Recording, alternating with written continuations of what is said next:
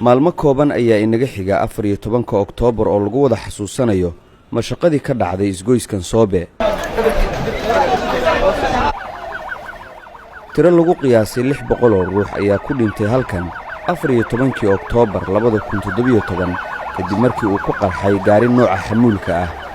waxaan ahay wiil bajaajla ah kadib markii anigoo aan wata bajaajka ayaan waxaan ka imaaday Banaadir waxaan imaaday isgooska Soobe oo isku xiran aad iyo aad isku xiran waxaan isdaba joognay baabuurka hadda aad u jeedin oo meesha ku holcaayo raashinka sido baabuurka gadaashiisaan joogay baabuurkii waxaan u sheegtay inaan dhinac baaso waan mooday waxaan ku leexday laamiyaraha Soobe aadan cadde mar alaale markaan gooladkii aadan cadde aan galay qaraxi wuxuu iskaga daba dhacay maxaa ka galay ilaa xaafadda in la gariirto. Cabdullaahi Cali Maxamed wuxuu ka mid ahaa dadkii maalintaas geerida ka badbaaday hase ahaatee waxaa gaaray dhaawac dhan jireed iyo maskaxeedba noloshiisa u saameeyay. taariikhda maalintaasna waxay ahayd taariikh aad iyo aad u xanuun badan.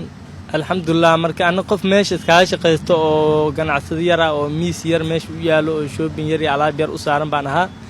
alxamdulillah marka sarf yarna waa ugu jiray shaqadii ay kala socoto oo shaqadeedii hoos iska wato waxaan dhaceen anaka ma warhayn gaari qarxayna ma ogeen qaraxiisa bahdiisna ma maqlin holaciisa iyo dhibkiisana ma arkin ana muddo kadib lama soo kacay anoo isbitaal joogo oo daaweyn ay ugu socdaan markaas la dareemay inay waxay gaareen inay baabuur yahay inuu xabadi tahay inay qarax tahay toona maan kala ogeen. Cabdulqaadir Muuse xasuustiisa xilliga uu qarax u dhacay goobtiisan ganacsi ayuu joogay waxaan garan la'ahay ilaa iyo hadda buu yiri waxaan ku suureeyo maalintaas.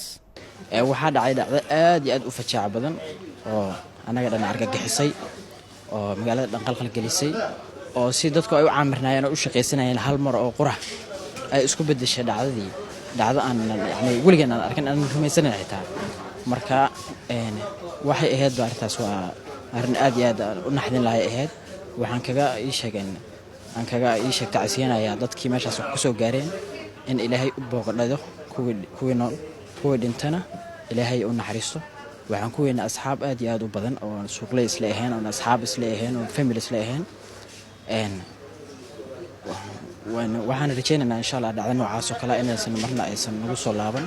alxamdulillah maanta haddaan shaqaysanayno aniga marka koowaad waxay u ahayd ugu yaabka badan adduunka waayo waxaan arkay dad iyo dhul iyo wax wada samsin aan ilaa hadda aanan suurayn karin maalinkaas aad baan u fajacay xitaa kabahaygii iyo waan ka cararay iyo aniga xitaa meheradii inaan ka cararaan ku sigtay mar dambaan xarunta ku soo laabtay oo xaalad anoo ku jira oo dad inaan caawiyaan bilaabay.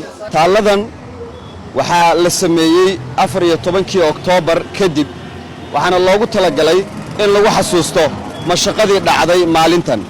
dawladda Soomaaliya maalinta la gaaro 14 Oktoobar waxay halkan ku qabataa kulan ballaaran oo loogu duceynayo dadkii ku dhintay 14 Oktoobar qaraxii ka dhacay isgoyskan Soobe. halista ah in al-shabaab ay ka fuliso Muqdisho weerar loo adeegsado qaraxyo waa mid ay markasta shacabku filan karaan. dadaalada dib u habeynta amniga dawladda qaaday waa kuwo ka gedisan nidaamka dawladihii hore ee Soomaaliya soo mara qaadi jireen.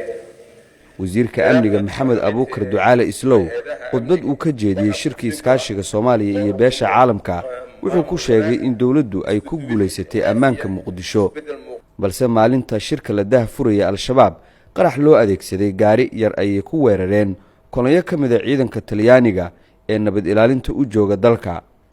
halkan aan ka soo hadlayo waa wadada u dhaxaysa wasaaradda gaashaandhigga xukuumadda Soomaaliya iyo kuliyadda Jaalasiyaad. qarax ayaa ka dhacay nus saac ka hor kadib markii gaari qarax laga soo buuxiyay oo isku midaamiyay kolonyo ciidamo ah oo halkan marayay oo ajnabi ah. dadka qaarna waxa ay sheegeen in ciidamadaasi ay ahaayeen ciidamada dawladda Talyaaniga ee ku sugan magaalada Muqdisho. laamaha ammaanka dalka ayaa inta badan ku celceliya al-shabaab oo looga itaal roonaado magaaladan iyo guud ahaan Soomaaliya inay ku xiran tahay shacabka oo kalsoonidooda dhinaca dawladda u soo weeciya. laakiin su'aasha ay tahay in laga jawaabo ayaa ah dawladdu hay'adaheeda amnigu ma u diyaarsan yihiin dhinac kasta wada shaqaynta shacbiga. 24 Juulaay ee sanadkan xarunta dawladda hoose ee Xamar waxaa ka dhacay qarax ay fulisay haweeney la sheegay inay maamulka gobolka ka tirsanayd. ilaa dhowr guddoomiye degmo iyo mas-uuliyiin ka tirsan gobolka banaadir ayaa ku geeriyooday. maalmo kadibna waxaa dhaawac gaaray u dhintay guddoomiyihii gobolka banaadir iyo duqii muqdisho allaha u naxariistay cabdiraxmaan cumar cismaan injineer yariisow. geeridaas oo xanuun iyo niyijab ku noqotay shacbiga soomaaliyeed iyo dowladdaba. weerarkaasi wuxuu noqday calaamad muujisay sida ay al-shabaabku ugu dhex walaaqan yihiin shaqaalaha dowladda. maxamuud soo faysane Shabeelle TV, muqdisho.